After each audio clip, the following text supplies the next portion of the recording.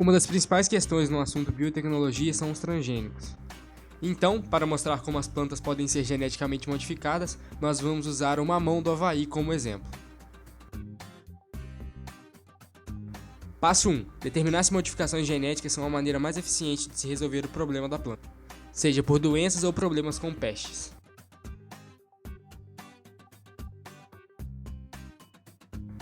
Outros métodos podem levar até 40 anos para produzirem resultados, sendo que a resposta para o problema pode estar em até um traço genético. Desde os anos 40, a indústria de mamão do Havaí enfrentava um problema, um vírus destrutivo e de rápida propagação. Em inglês, Papaya Ring Spot Virus. O vírus deforma plantas jovens e destrói a sua capacidade de produzir fruta, e é transmitido por insetos do solo. Muitos métodos foram usados para tentar parar o vírus. No começo dos anos 60, os produtores de mamão do Havaí mudaram a sua produção de uma ilha do Havaí para outra. O plano não funcionou e o vírus chegou completamente à nova ilha.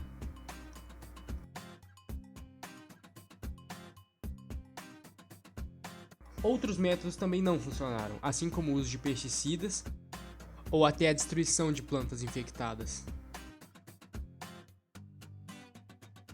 53 milhões de libras de mamão estavam sendo produzidas quando o vírus foi descoberto na nova ilha, no ano de 1992.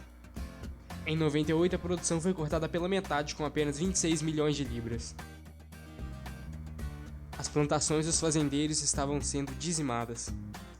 Além disso, para os consumidores, a disponibilidade de mamão, suco de mamão e outros produtos estava escassa.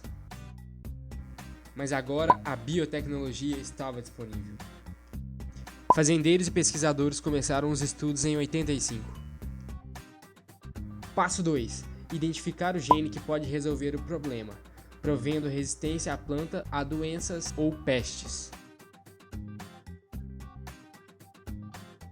Fazendeiros e pesquisadores tinham de achar um método de tornar a planta resistente ao vírus. O traço genético que continha resistência ao vírus era a chave para resolver o problema. Os pesquisadores sabiam que se a planta recebesse uma parte do material genético do vírus, elas poderiam se tornar resistentes a eles. Então eles tinham que conseguir uma cópia do gene para introduzir nas sequências do mamão. Passo 3. Remover o traço de um organismo doador e implantar no DNA da planta. Os pesquisadores conseguiram isolar o gene do vírus, mas agora precisavam de achar uma maneira para conseguir colocar no DNA da planta.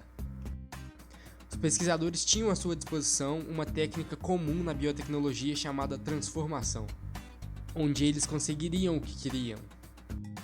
Existem várias maneiras de transformar uma célula. Nesse caso, os pesquisadores usaram um método chamado bombardeamento de partícula em alta velocidade.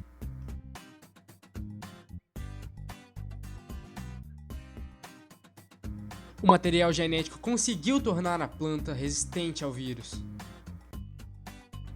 Eles conseguiram fazer 17 plantas com sucesso. Essas plantas continham um material genético e produziam mais, o que as ajudava a se proteger contra as infecções causadas pelo vírus. Passo 4. Plantar as novas sementes e testá-las. As plantas foram testadas e uma das linhas se tornou resistente ao vírus.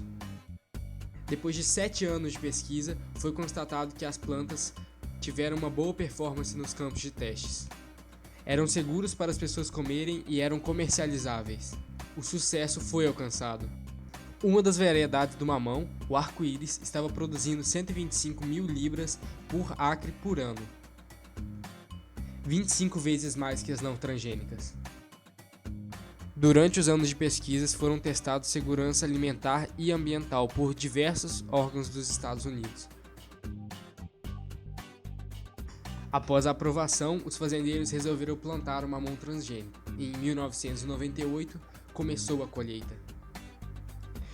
E em 2001 a indústria realavancou. Hoje, somente a ilha de Puna produz o equivalente a 46 milhões de libras de mamão por ano, o que salvou a indústria de mamão no Havaí.